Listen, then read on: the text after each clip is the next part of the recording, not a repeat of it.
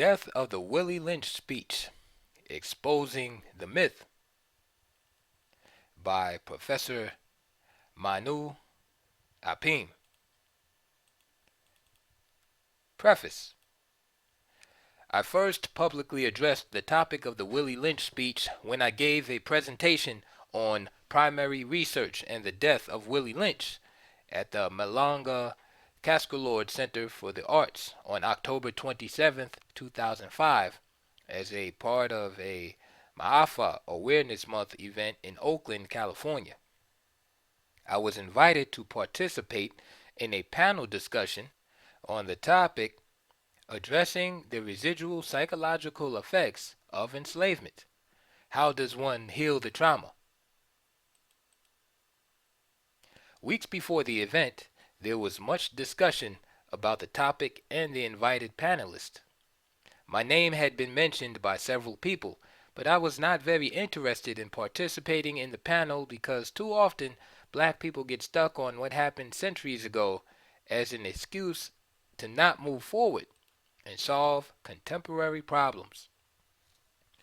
When I was contacted about my participation, I raised my concerns about the event not being productive and there being too many panelists to have a discussion of the topic and still have time for a meaningful dialogue with the audience in a short 2-hour period. However, I eventually received a phone call from the main organizer, Wanda Sabir, and agreed to participate after she assured me that the event would focus on practical solutions and that there would be fewer panelists than there had been the previous year. I decided that since the community wanted me to participate, I should make sure that my involvement would make an impact for the ages. As a result, I started brainstorming about a well-known topic that I could present that would challenge a popular belief. After a short while, it became clear that the most appropriate topic would be for me to attack the popular Willie Lynch myth. I had always dismissed this fake Willie Lynch speech as a kindergarten attempt to quote-unquote wake up black people to the effects of slavery in the U.S., but this was now a perfect opportunity to address this popular myth once and for all and effectively present my case that the so-called Willie Lynch letter was a 20th century fake. For my remarks, I gave a PowerPoint presentation on primary research and the death of Willie Lynch. I began my presentation by stating that my goal was to reverse the thinking of many people by destroying a popular myth. Immediately after the panel concluded, a number of people approached me in shock that Willie Lynch was a modern myth and that they were inspired to inform others to stop promoting the fake speech. Soon afterwards, I was invited to publish an essay, Death of Willie Lynch Speech, in the winter 2005-2006 issue of Next Generation magazine, London, England.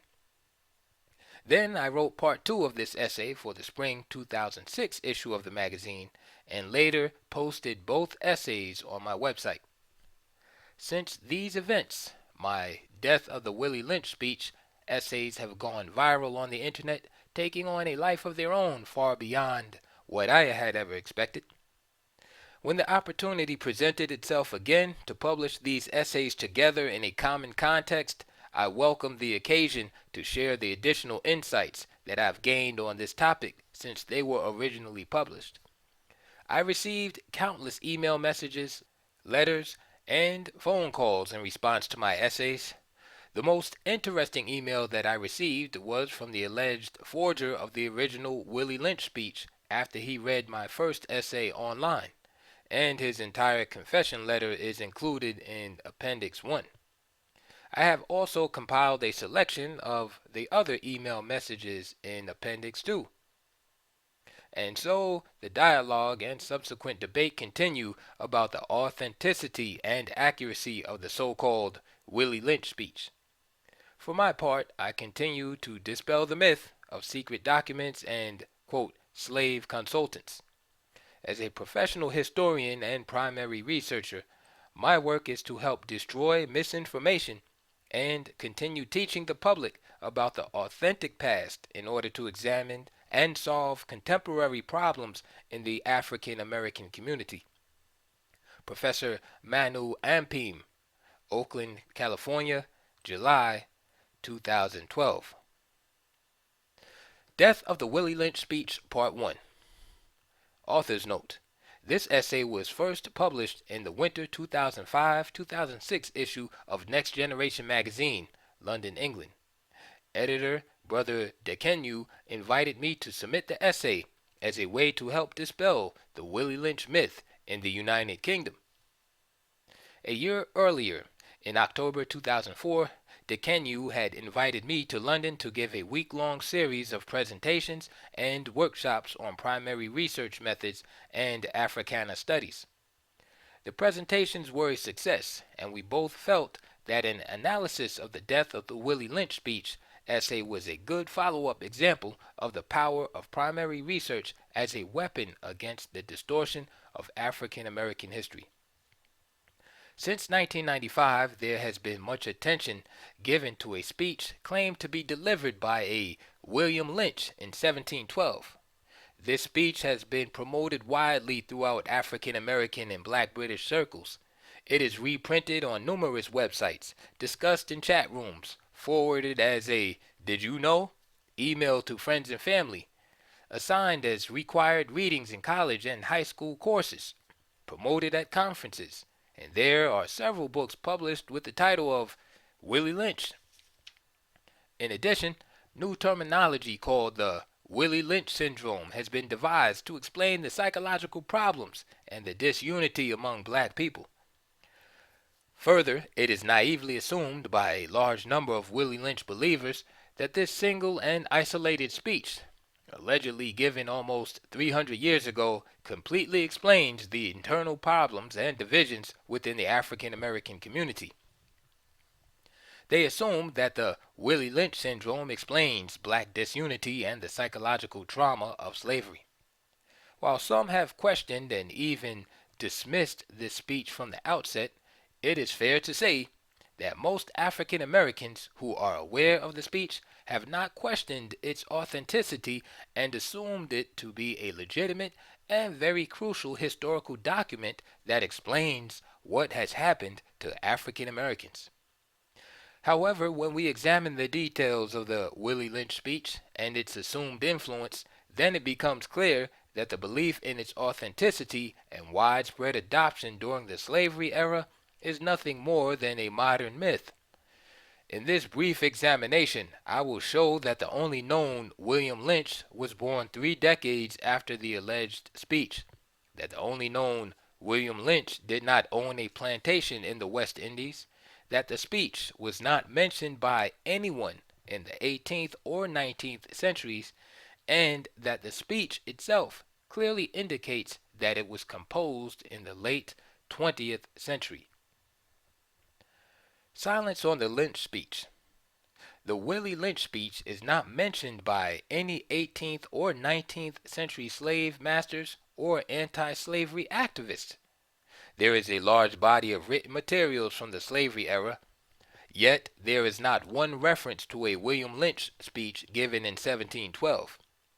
This is very curious because both free and enslaved African Americans wrote and spoke about the tactics and practices of white slave masters. Frederick Douglass, Nat Turner, Olaudah Aquino, David Walker, Maria Stewart, Martin Delany, Henry Highland Garnett, Richard Allen, Absalom Jones, Francis Harper, William Wells Brown, and Robert Purvis were African Americans who initiated various efforts to rise up against the slave system, yet none cited the alleged Lynch speech. Also, there is not a single reference to the Lynch speech by any white abolitionist, including John Brown, William Lloyd Garrison, and Wendell Phillips. Similarly, there has been no evidence found of slave masters or pro-slavery advocates referring to, not to mention utilizing, the specific divide and rule information given in the Lynch speech. Likewise, none of the most credible historians on the enslavement of African Americans have ever mentioned the Lynch speech in any of their writings. A reference to the Lynch speech and its alleged divide and rule tactics is completely missing in the works of Benjamin Quarles, John Hope Franklin, John Henry Clark, W.E.B. Du Bois, Herbert Aptheker, Kenneth Stamp, John Blassingame, Rosalind Terborg Penn, Darlene Clark Hine, and Lerone Bennett. These authors have studied the details and dynamics of black social life and relations during slavery, as well as the machinery of control by the slave masters. Yet none made a single reference to a Lynch speech. Since the Willie Lynch speech was not mentioned by any slave masters, pro-slavery advocates, abolitionists, or historians studying the slavery era, the question, of course, is, when did it appear? First reference to the Lynch speech. The first reference to the Willie Lynch speech was in a late 1993 online listing of sources posted by Ann Taylor, who was then the reference librarian at the University of Missouri at St. Louis, UMSL. She posted 10 sources to the UMSL library database, and the Lynch speech was the last item in the listing. In her 1995 email exchanges with the late Dr. William Pearson, professor of history, Fisk University, and others interested in the origin of the Lynch speech, Taylor indicated that she kept the source from where she received the speech anonymous upon request because he was unable to establish the authenticity of the document.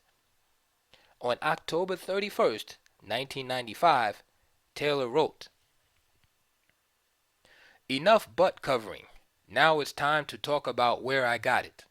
The publisher who gave me this speech wanted to remain anonymous because he couldn't trace it either, and until now I've honored his wishes.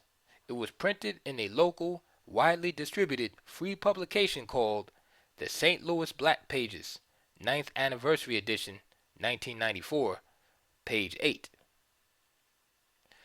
Taylor notes, at risk of talking down to you, it's not unusual for printed materials to be post-dated.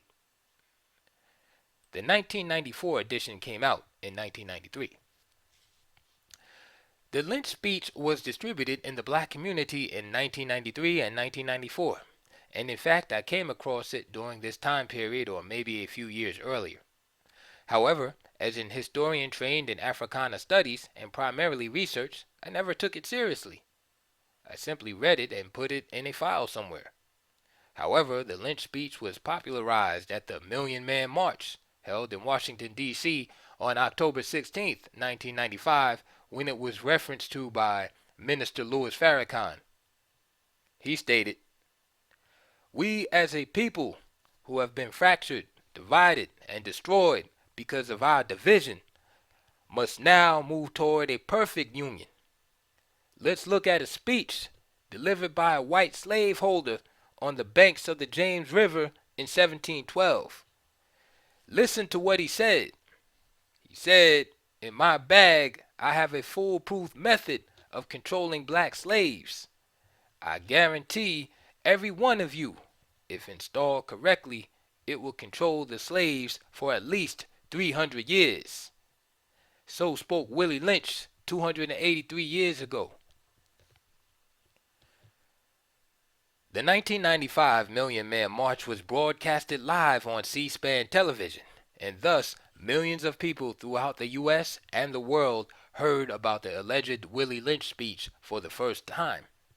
Now, 10 years later, the speech has become extremely popular, although many historians and critical thinkers questioned this strange and unique document from the outset. Full text of the Willie Lynch speech, supposedly given in 1712. Gentlemen, I greet you here on the bank of the James River in the year of our Lord 1712. First, I shall thank you, the gentlemen of the colony of Virginia, for bringing me here. I'm here to help you solve some of your problems with slaves. Your invitation reached me on my modest plantation in the West Indies, where I have experimented with some of the newest and still the oldest methods of control of slaves. Ancient Rome would envy us if my program were implemented. As our boat sailed south on the James River, named for our illustrious king, whose version of the Bible we cherish, I saw enough to know that your problem is not unique. While Rome used cords of woods as crosses for standing human bodies along its highways in great numbers, you are here using the tree and the rope on occasion. I caught the whiff of a dead slave hanging from a tree a couple of miles back. You are not only losing a valuable stock by hangings, you are having uprisings. Slaves are running away. Your crops are sometimes left in the fields too long for maximum profit. You suffer occasional fires, and your animals are killed. Gentlemen, you know what your problems are. I do not need to elaborate. I'm not here to enumerate your problems. I'm here to introduce you to a method of solving them. In my bag here, I have a foolproof method for controlling your black slaves. I guarantee every one of you that if installed correctly, it will control the slaves for at least 300 years. My method is simple. Any member of your family or your overseer can use it. I have outlined a number of differences among the slaves, and I take these differences and make them bigger. I use fear, distrust, and envy for control purposes. These methods have worked on my modest plantation in the West Indies, and it will work throughout the South. Take this simple little list of differences and think about them. On top of my list is age, but it is there only because it starts with an A. The second is color or shade. There is intelligence, size, sex, size of plantations, status on plantation, attitude of owners, whether the slave lived in the valley, on hill, east, west, north, south, have fine hair, coarse hair, or is tall or short. Now that you have a list of differences, I shall give you an outline of action, but before that I shall assure you that distrust is stronger than trust, and envy is stronger than adulation, respect, or admiration. The black slave, after receiving this indoctrination, shall carry on and will become self-refueling and self-generating for hundreds of years, maybe thousands. Don't forget you must pitch the old black male versus the young black male, and the young black male against the old black male. You must use the dark-skinned slaves versus the light-skinned slaves, and the light-skinned slaves versus the dark-skinned slaves. You must use the female versus the male, and the male versus the female. You must also have your white servants and overseers distrust all blacks. But it is necessary that your slaves trust and depend on us. They must love, respect, and trust only us. Gentlemen, these kits are your keys to control. Use them. Have your wives and children use them. Never miss an opportunity. If used intensely for 1 year, the slaves themselves will remain perpetually distrustful. Thank you, gentlemen. Who was Willie Lynch? The only known William Lynch who could have authorized a 1712 speech in Virginia was born 30 years after the alleged speech was given. The only known William Lynch lived from 1742 to 1820 and was from Pittsylvania, Virginia. It is obvious that William Lynch could not have authored a document 30 years before he was born. This William Lynch never owned a plantation in the West Indies, and he did not own a slave plantation in Virginia. Divide and rule. The Lynch speech lists a number of divide and rule tactics that were not important concerns to slaveholders in the early 1700s, and they certainly were not adopted. The anonymous writer of the Lynch speech states, quote, I have outlined a number of differences among the slaves, and I take these differences and make them bigger. End quote. Here is the list provided in the Lynch speech. age, color, intelligence, fine hair versus coarse hair, tall versus short, and male versus female.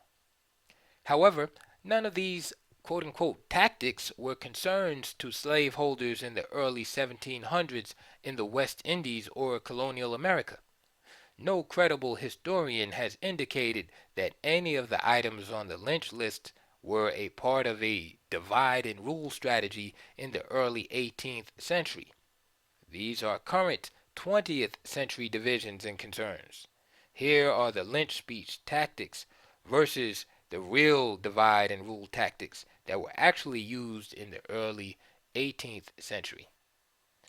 Lynch speech tactics: age, color, light versus dark skin, intelligence, fine hair versus coarse hair, tall versus short, male versus female. Real divide and rule tactics: ethnic origin and language, African born versus American born occupation, house versus field slave, reward system for, quote, good behavior, class status, outlawing of social gatherings. It is certain that Willie Lynch did not use his divide and rule tactics on his modest plantation in the West Indies. 20th century terms in the Lynch speech. There are a number of terms in the alleged 1712 Lynch speech that are undoubtedly anachronisms, i.e., words that are out of their proper historical time period. Here are a few of the words in the speech that were not used until the 20th century. Lynch speech. Quote, "In my bag here I have a foolproof method for controlling your black slaves." End quote. Anachronisms. Foolproof and black with an uppercase B to refer to people of African descent are of 20th century origin. Capitalizing quote unquote black did not become a standard form of writing until the late 1960s. Lynch speech. Quote, "The black slave, after receiving this indoctrination, shall carry on and will become self-refueling and self-generating for hundreds of years." End quote. Anachronism. Quote, "Refueling is a 20th century term which refers to transportation." Other strange features. William Lynch is invited from the West Indies with no specific country indicated to give only a short 8-paragraph speech. The cost of such a trip would have been considerable, and for the invited speaker to give only general remarks would have been highly unlikely. Lynch never thanked the specific host of his speech. He only thanked the gentlemen of the colony of Virginia for bringing me here. Here he is rude and shows a lack of etiquette. Also, no specific location for the speech was stated, only that he was speaking on the bank of the James River. Lynch claims that on his journey to give the speech, he saw, quote, "a dead slave hanging from a tree." This is highly unlikely because lynching African Americans from trees did not become common until the late 19th century. Lynch claims that his method of control will work for, quote, "at least 300 years. First, it has gone unnoticed that the modern writer of the speech wrote 300 twice, which makes no grammatical sense. It should be 300 using numbers, or 300 using the actual letters THREE. Second, the arbitrary choice of 300 years is interesting because it happens to conveniently bring us to the present time. Lynch claims that his method of control, quote, "will work throughout the South."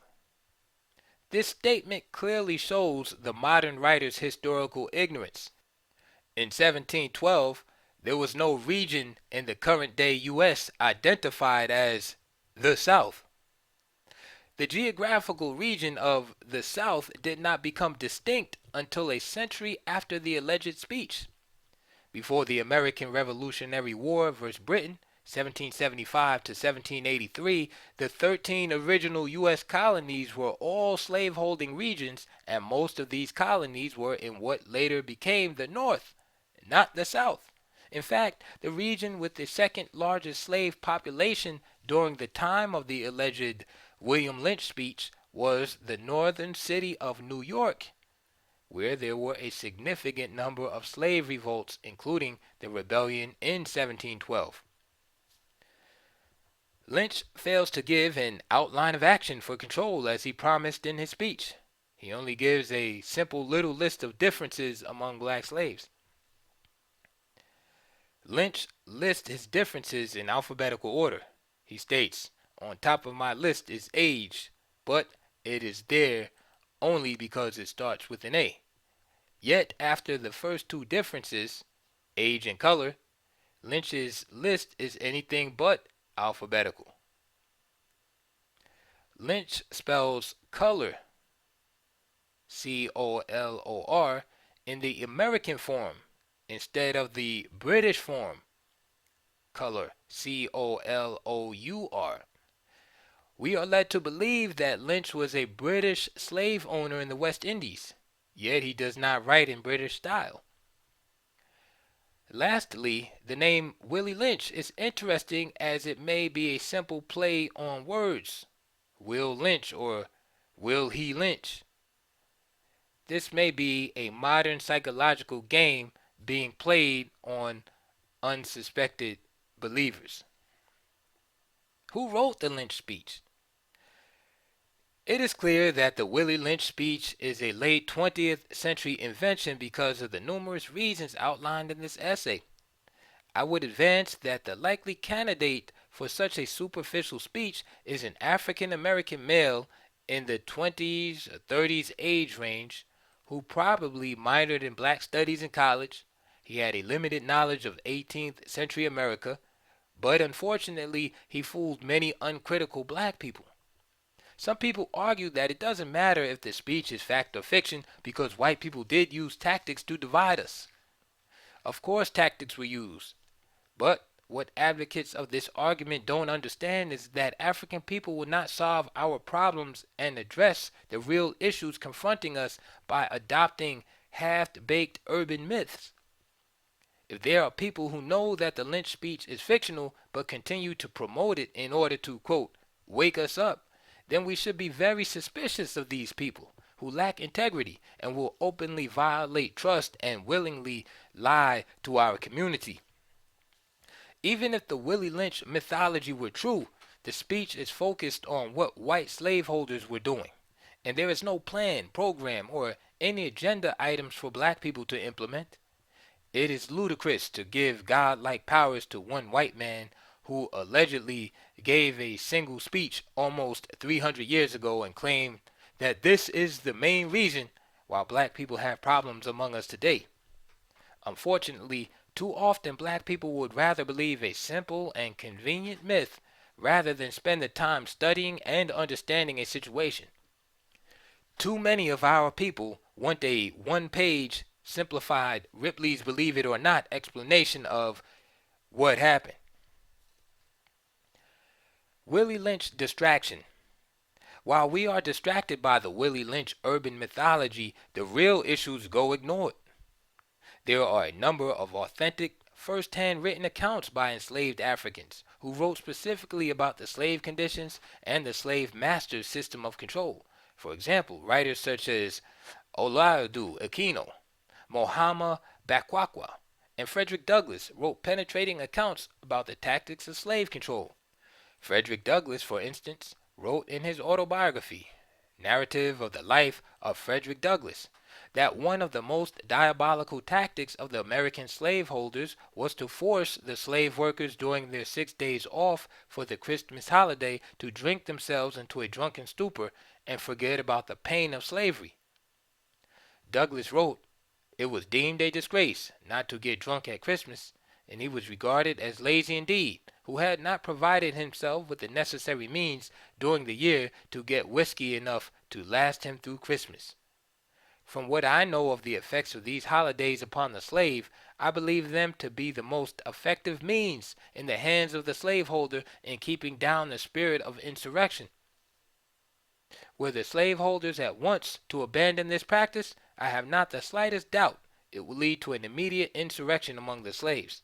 The holidays are part and parcel of the gross fraud, wrong, and inhumanity of slavery. Also, many 19th century black writers discussed the specific tactics of the white slave owners and how they used Christianity to teach the enslaved Africans how to be docile and accept their slave status. The problem with African American and black British revelry during the Christmas holidays and the blind acceptance of the master's version of Christianity are no doubt major issues among black people today. It is certain that both of these problems were initiated and perpetuated during slavery, and they require our immediate action. Many people who embrace the Willie Lynch myth have not studied that period of slavery and have not read the major works or first-hand documents on this issue of African American slavery. Further, as indicated above, the Lynch hoax is so widespread that this fictional speech is amazingly used as required reading by some college instructors. While we are being misled by this fantasy, the real historical data is being ignored. For example, Kenneth Stamp, in his important work on slavery in the American South, The Peculiar Institution, 1956, uses historical records to outline the 5 rules for making a slave. 1. Maintain strict discipline. 2. Instill belief of personal inferiority. 3. Develop awe of master's power. Instill fear. 4. Accept master's standards of, quote, good conduct. 5. Develop a habit of perfect dependence.